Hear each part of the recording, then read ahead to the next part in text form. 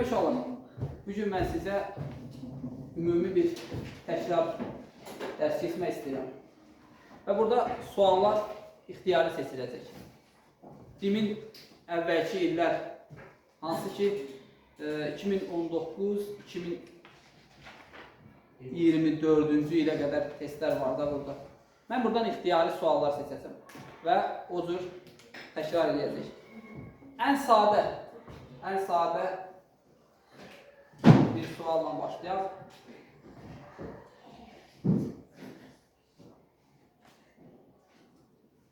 A üstə gəlsin B-nin kvadratı. Cəmin kvadratı da düzdür. De görək Şəmistan. A kvadratı üstə gəlsin 2AB üstə gəlsin B kvadratı.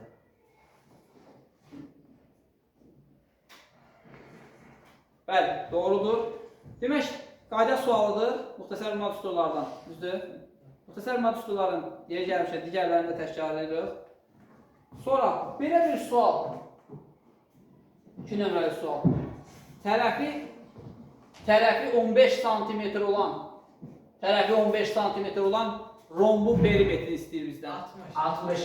Necə bildik? 15 olsun 4'ü. 4 vurulsun 15. Düzdür? Evet. Burada 15 santimetrdir. Şu an var. Burada santimetr yazıram. Sonra növbəti sualımız belə olacaq. 2 vurulsun x üstə gəlsin 4 bərabərdir 8. Bunu bizə röyəsəndir. 2x üstə gəlsin 8 bərabər 8'e. Aha. 2x bərabər 0, x bərabər 0. Bəli, tamamilə doğru. Doğru dedi? Bəli, doğru. Yaxşı. Növbəti sualımız belə olsun. 4 nömrəli sual. Dairənin sahəsi S bərabərdir 49 pi kvadrat santimetr. Tələb olunan dairənin radiusudur. 7. Bəli, biz bilirik ki, düstur necədir? Y kvadratı. S bərabərdir pi R kvadratı. R radiusdur. Radiusun kvadratı burada 49'dur. Demək radius sözü neçədir? 7 santimetr. Diametr istəsəydi 14 santimetr olacaqdı nə? D'miz. Yaxşı. Ən böyük vəhtər istəsəydi 14. biraz asta. Ən böyük vəhtər diametr olacaq. Bəli, çevrədə ən böyük vəhtər mərkəzdən keçən vəhtərdir. O da ki, mərkəzdən keçən vəhtər nə sayılır? Mərkəzdən keçib çevrənin iki nöqtəsini birləşdirirsə bu diametrdir, düzdür? Yaxşı, bu çevrənin uzunluğunu istəsə necə yazardı? 14 pi. L bərabərdir? Pi.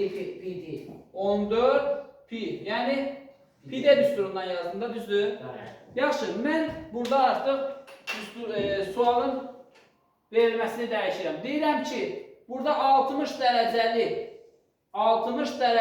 qövsə, mərkəzi bucağa uyğun qövsün uzunluğunu tapın. Mən bir dəfə deyirəm. Bir dəfə də deyirəm, 60 dərəcəli mərkəzi bucağa uyğun qövsün uzunluğunu tapın. 3 tam Mən o 49 olanlardadır. Ay sual. Bunun üstündədir. Proses bunun üstündədir. mərkəzi Bu çevrədə 60 dərəcəli mərkəzi bucağa uyğun qövsün uzunluğunu istəyir. Gəl onu təsvir edək. Mərkəzi bucaq 60 dərəcədir. Sən qövsün uzunluğunu bilməlisən ki, qövsün uzunluğu necə tapılır? Ümumiyyətlə, qövs çevrədən bir hissə deyilmi uşaqlar?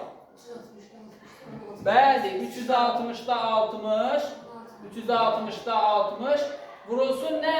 Çevrənin uzunluğu. Elə deyil?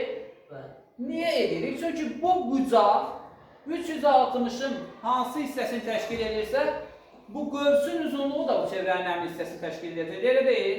Bunun üçün düstur yadda saxlamağa ehtiyac yoxdur. 2 tam 4'də 3. 6'da 1, 2 tam 4'də bu da bərabərdir. 6 ilə bunu da apara bilərsiniz. 7, burada 3. Uşaqlar, mənə 3'də 7 pi də yetərlidir. Bunun o yarasını bilirik də. 2 tam dövrdə 3 dediniz. Bəli, işte. Bəli, bunu dövrü oluş əsrə də eyni zamanda çevirə bilirik. 2 dəfə bölünür, 3də 1, 3də 1 də ki, dövrdə 3 deməkdir. Yaxşı. İndi belə bir şey deyək də, bizə desəydi ki, bu çevrədən, bax bu çevrədən, hansı çevrədən uzunluğu 14, 1 radiusu 7 olan çevrədən 60 dərəcəlik qövs ayıran vətərin uzunluğunu tapın. Şəkil çəkmişəm, əslində hər şey bunun üstündə görünür. Bu çevrədən, hansı ki, L bərabərdir 14 pidir, R bərabərdir 7'dir. 60 dərəcəlik qövs ayıran, düzdür, vətərin uzunluğunu tapın. Bu vətərin uzunluğu istəyirəm. X. Kim tapacaq bunu? Yadınızdadır, bu sualı izah eləmişdik. Həm imtihana da düşmüşdür. Sonra qayda üstündə də izah eləmişdik bunu. Merkeze kadar. Hə, bəli, mərkəzə birləşdiririk. Sonra 60, 60, 60 olur. 60 oldu bura. Düzdür, bunlar bərabərdir axı. 60, 60. O birisi də 60. Nə gördük burada uşaqlar? 7 değil. Bərabər tərəfli üst bucaq. Bərabər tərəfli üst bucağı gördük. Radius nə qədərdir? 7. O da bu məsafə nə qədər olacaq? Yəni qövsün uzunluğu nədir? Necə? Qövsün uzunluğu nə oldu? 7. Başlayız. Vətərin uzunluğu nə oldu? 7. 7. Yəni buna A, buna B desəm, A, B olacaq nə qədər? 7 santimetr. Santimetrdə orada santimetr var. AB-nin modulu.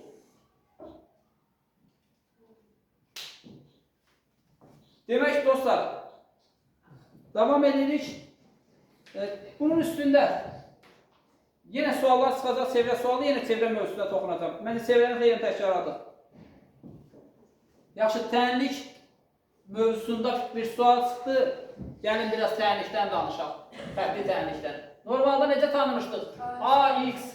AX bərabərdir B, düzdür? Bunun həlləri üçün neçə hal mövcud idi? 3 hal. Hansılar idi? Birinci halda. Ümumiyyətlə bunun həlləri necə ola bilər? Yeganə həlli ola bilər, sonsuz sayda həlli ola bilər, bir də həlli olmaya bilər. Elə deyil. Yaxşı, indi gəlin baxağa görə həlli yoxdur. Həlli yoxdursa, A fərqlidir. uşaqlar, A sıfırdan fərqli olmalıdır. A sıfırdan fərqli olsa, buna nə qoyursan qoy, əvvəl-axır bir dənə x çıxacaq ki, onu doğru eləyəcək. Amma A-nı eləyirəm 0 və B-ni eləyirəm sıfırdan fərqli. Burada ziddiyyət yaranır. Sən necə bunu vurdun ki, sıfırdan fərqli ədəd aldın? Bu heç vaxt mümkün olmaz, elə deyil. O zaman bu şərt Həlli yoxdur. ona görə yaranır. Anlaya bildiniz? Bunu əzbərləmək lazım deyil, başa düşmək lazımdır. Niyə? Niyəsi odur. Yəni, heç bir ədədi sən sıfıra vurub, sıfırdan fərqli ədəd ala bilməzsən. Sıfırı nəyə vurursan vur, nə verir? Sıfır verir, düzdür? Burada həll nə yazın? Yoxdur. Yoxdur. Şəmişdən bura normal görünür. Keçirik növbətinə. Həm A bərabər 0, həm B bərabər 0, sonsuz qədər həlli. A bərabərdir 0, B bərabərdir 0. Sonsuz sayda həlli. Sonsuz sayda həlli olur, düzdür? Necə baş verir? Bunu gəlib, bunu 3'ü silək, 3'ü aşağıdan yazacağım. A'nın yerinə yazırsan 0. 0 olsun x bərabərdir 0. Bu x'ə nə istəyirsən verə bilərsən. Sənin həqiqətən bunu doğru edəcək, düzdür? Hani bilirsiniz, həqiqət ədəd çərçivəsində danışırıq da, çünki bu qədər ədəd tanıyırıq. Burada nə yazarıq? Sonsuz sayda həll. Sonsuz sayda həll. Elədir? Sonra A fərqlidir 0 olanda, Nə B ilə fərqlidir 0 olanda. bir nə olur olsun. Bir önəmli deyil. 5 0 olsa belə, X 0 bir olanda. dəqiqə çalalım. A-nın sıfırdan fərqli olması, düzdür? Yəni A hər hansı bir ədəddir. 5-dir, 3-dür, 10-dur, 100-dür, 1000-dir, nədirsə, düzdür? Amma sıfır deyil. O zaman sıfırdan fərqli istənilən ədədi hər hansı bir x-ə vuracaqsan və b-lər alacaqsan. O b-lər sıfırda ola bilər, sıfırdan fərqli ədəd də ola bilər. O asılıdır x-dən. X sıfırdırsa, sıfırdan fərqli ədədi sıfıra vursan, sıfır alacaqsan. X sıfırdan fərqlidirsə, hasil sıfırdan fərqli olacaq. Düzdür? Buna görə b-yə şərt qoyulur. 5 sıfırda ola bilər, mənfi də ola bilər, müsbət də ola bilər, istənilən həqiqətdə də ola bilər. Anlaya bildik? A-nın sıfırdan fərqliliyi nəyi təmin edir burada uşaqlar? Yeganə həll olması. Yeganə həll olmasını təmin edir. Yaxşı, əslində bunu ayrı tür anlada bilərdikmi? Qrafik üstündə anladacam növbəti dərslərdə. Hələ ki, grafikə geçsək, gərək ayıraq bu dərsi, təkrardan qalaq. Bu qədər. Şərtləri bildik. Bu şərtlər daxilində baxın, A çıxılsın 3, vurulsun x bərabərdir b üstə gəlsin 8. Belə bir tənlik qarşımıza çıxsa və desə ki, bu tənliyin sonsuz sayda həlli var, A vurulsun b-ni tapacaq. A üstü b-lə 8. A 3 olanda, uşaqlar düz deyil, A müsbət 3 olanda mənfi 7-dir. Bəs bura? Mənfi 8. Mənfi 8. O deyil, 3-ü vurursan 8-ə, mənfi 8-in mənfisini atdım qabağa. Cavab oldu nə? Mənfi 24. Mənfi 24. Mənfi. Dostlar, anlaya bildik bunu? Problem yoxdur ki. Nə var? Bax, diqqətli ol. Burada A-nın yerinə 3 yazdım, 3-dən 3 çıxdım, 0. 0-ı x-ə vurdum, 0 verdi, düzdür? O zaman b-nin yerinə də mənfi 8 varsa, 8 mənfi 8 üstünə müsbət 8 gələn nə verəcək? 0 verəcək, düzdür? 0 bərabərdir 0. Bu daim ödənəcək. Daim. Sən nə yazırsan yaz. Şöyle x-in artıq orada bir rolu qalmır. Buna görə sonsuz sayda həll olur. X-in yerinə nə yazsan, doğruluğu bərabərdir. Yaxşı. Demək.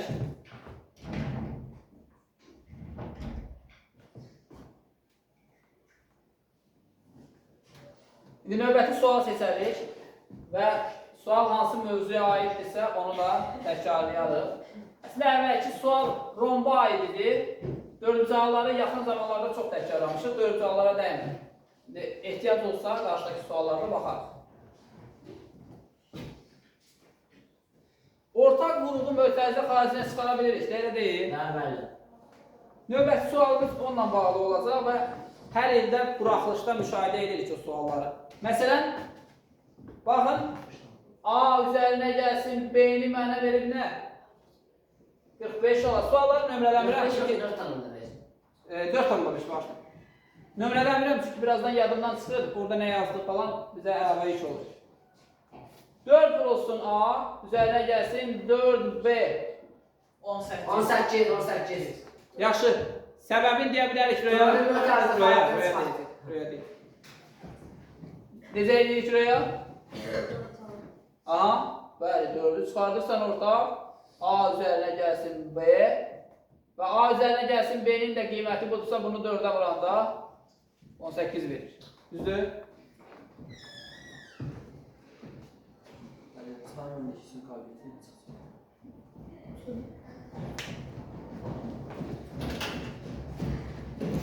Demək inşallah.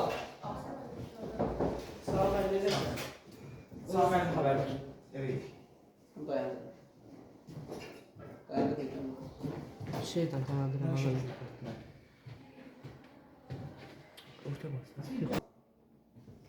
Demək inşallah növbəti sualımız.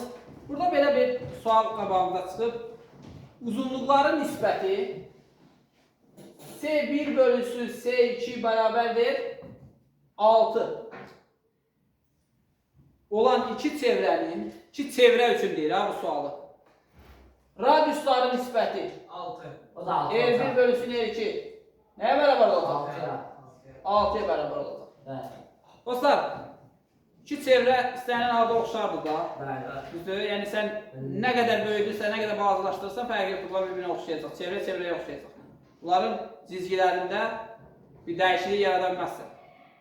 Paralelogramdır, sən onu biraz uzun sol, biraz başqa cür edə bilərsən. Üçbucaqlı bucaqlarını dəyişərsən, amma çevrəni nə edərsən ki, çevrə formasından çıxarasan. Ona görə istənilən çevrə bir-birindən oxşardır. Sadəcə oxşarlıq əmsalı ölçülərə görə dəyişəcək. Və radiuslar bərabərdirsə, xüsusi halda onlar bir-birinə bərabər olacaqlar. Belə deyil. İndi iki çevrə üçün. Yaxşı, desəydi sahələr nisbəti. O da 6. Çevrədə deyə bilərdi. O çevrə Bəli, çevrənin sahəsi olur. Desəydi ki, bu çevrə ilə hududlanmış dairələrin, bu çevrələrlə hududlanan dairələrin sahələr nisbətini tapır, nə yazarsınız? S1 bölünsün S2 bərabərdir 6-nın kvadratı, bu da bərabərdir 36. Yəni, uşaqlar, indi bir şey xatırlayaq. Radiusun radiusa, uzunluğun uzunluğa, üçbucaqdırsa medianın mediana, düzdür? Tərəfin tərəfə, xaricinə çəkilmiş çevrənin radiusunun xaricinə çəkilmiş çevrənin radiusuna, daxilinə çəkilmişin daxilinə çəkilmişinə. Yəni, bu cür xətti ölçülər deyək də, onların nisbəti oxşarlıq əmsalının özünə bərabərdir. Birbaşa özünə bərabərdir. Düzdür? Amma sahələr nisbəti artıq oxşarlıq əmsalının kvadratına bərabərdir. Həcmlər nisbətinə gəldiksə, bu fiqurlarda həcmdən danışmırıq, amma həcmə malik olan fiqurlarda artıq həcmlər nisbəti nə olur? Oxşarlıq əmsalının nəyinə? Kubuna bərabər olur, bəli. Buna görə yazacaq S1, yazıram burada. A1 bölünsün A2, tərəfin tərəfə, məsələn, üçbucaqda. Bu nəyə bərabərdir? K-ya. Üçbucaqdan danışırıqsa, S1-in S2-yə nisbəti bərabərdir K kvadratına. V-dən danışa bilmərik üçbucaqda, düzdür? Məsələn, silindirdən danışırım, 2 dənə silindirdən danışırım. Bunların həcmləri nisbəti V1-in V2-yə oxşardırsa, K-nın kubuna bərabərdir. Və yaxud paralelipipedlərdir, kublardır, düzdür? Kublar, düzgün fiqurlar istənilən halda bir-birindən düzgün 6 bucaqlı, düzgün 6 bucaqlı ilə, 5 bucaqlı, 5 bucaqlı ilə, kvadrat kvadratla, düzgün fiqur daxil, düzgün üç bucaqlar öz aralarında. Bunların cizgilərini dəyişə bilməzsən. Tuta bildiniz nə dedim? Bunlar da istənilən halda oxşar olacaqlar. Sən sadəcə olaraq burada tərəflərinin ölçülərini dəyişə bilərsən. Orada tilləri dəyişə bilərsən, fəzada. Düzdür? Amma kubdan ayıra bilməzsən ki, sadəcə deyərsən ki, bunların ölçüləri fərqlidir. Oxşarlıq deyə bilərsən ki, bu buna oxşamır. Kubdur, elə deyil. Ona görə də düzgün fiqurlarda oxşarlıq məsələləri biraz rahatdır. Artıq onları görəndən sonra sən orada oxşarlığı ispat eləməyə qalxmırsan da, oxşarlıq bəllidir. Amma digər fiqurlarda oxşarlığı sən göstərməlisən. Bucaq tərəf münasibəti, məsələn, üç bucaqlarda, bucaq tərəf münasibətləri ilə, digər qaydalarla. Çox kənara getməyək inşallah. Kənara getdikcə mövzu dərinləşir, adam çox danışmaq istəyir. Bu qədər. Oxşarlıqdan belə. Deyəcəm ki, oxşarlıq sualları əvvəlki illərdə qarşımıza çıxmışdı.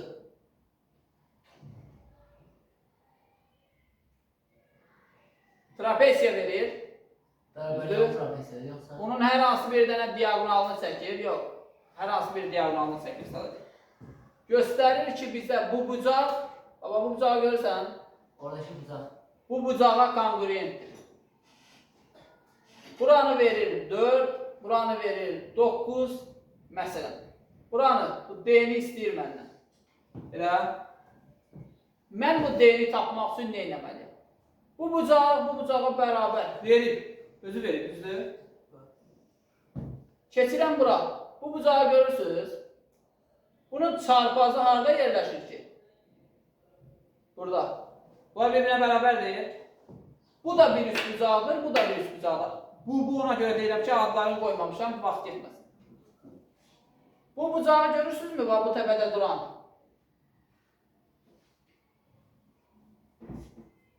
Buna bərabər olmaq zorundadır. Çünki cəmi 180 dərəcə, digər ikisi bir-birinə bərabərdir. Onda bu üçbucaqlar biri-birinə 11. oxşardırlar. Buna deyək üçbucaq 1, buna deyək üçbucaq 2, bunlar bir-birinə oxşardırlar. Elə? O zaman mən nə edəcəm? Bax, üstündə bir xətt qoyduğum bu bir xəttli bucağı görürsünüz. Bir xəttlə göstərdiyim. Bu bucaqlar bir-birinə bərabərdir. Bunun qarşısındakı nədir? D. Uyğun tərəflərin nisbətini gəlin yazaq. D-nin bunun qarşısındakı nədir? 9. 9-a nisbəti. Bərabərdir. Məlum olan. Ay sağ ol. 4-ün. Burada 3 xəttinin qarşısında yenə D durur. Düzdür? Və çarpaz vuranda D kvadratı bərabərdir 36. D nəyə bərabərdir uşaqlar? 6'ya. 6-ya. Burada mənfi 6 yazmırıq. Çünki mənfi ədəd ölçü ola bilməz də bu ölçü. Yaxşı. Bundan sonra imtahanda bu sual qarşınıza çıxa biləcək. Bax, bunların meyarları belədir.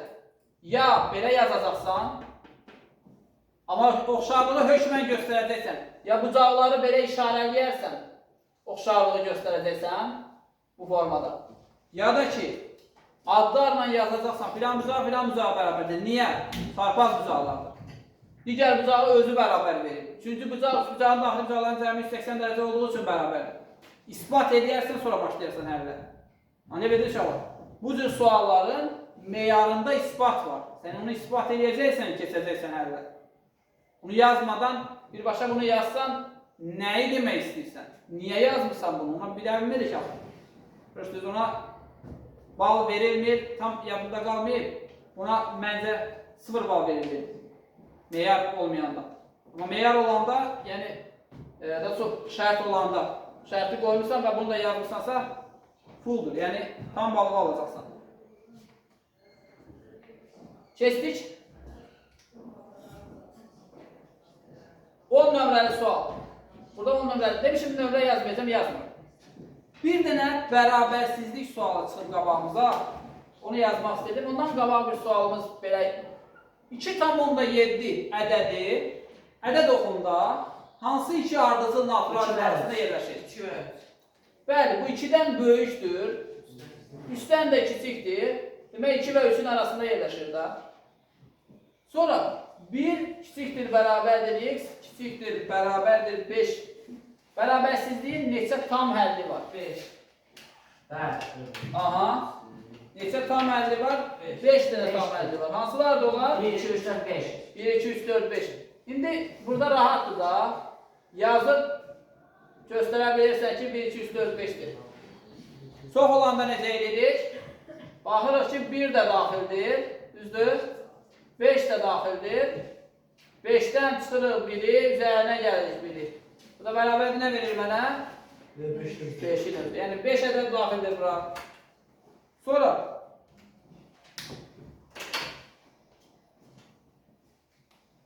daha bir bərabərsizlik sualı ilə davam edək. Sual belədir. 3x çıxılsın 15 kiçik bərabər 0. Bərabərsizliyini həll edin. 3x kiçikdir bərabərdir 15.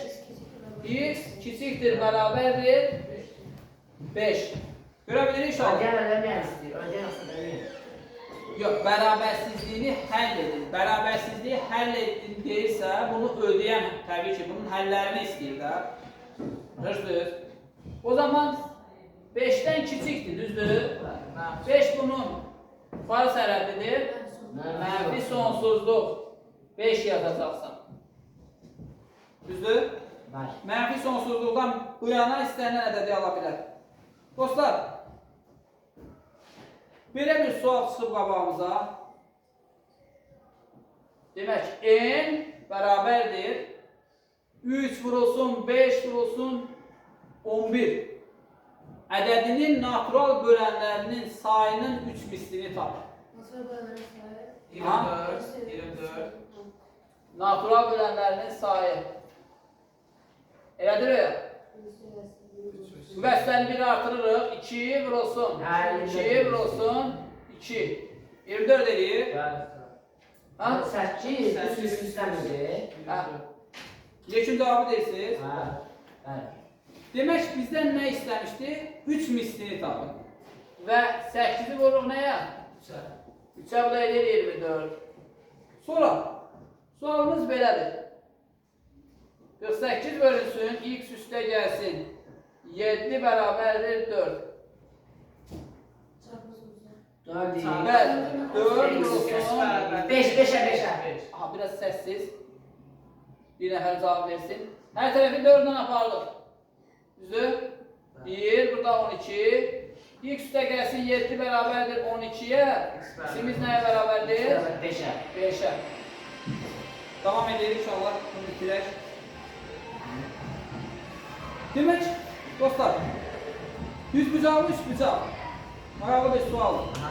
Maraqlı deyəndə, yəni çətin demirəm ha. Sadəcə Buna 100% yok. xoş gələn sual.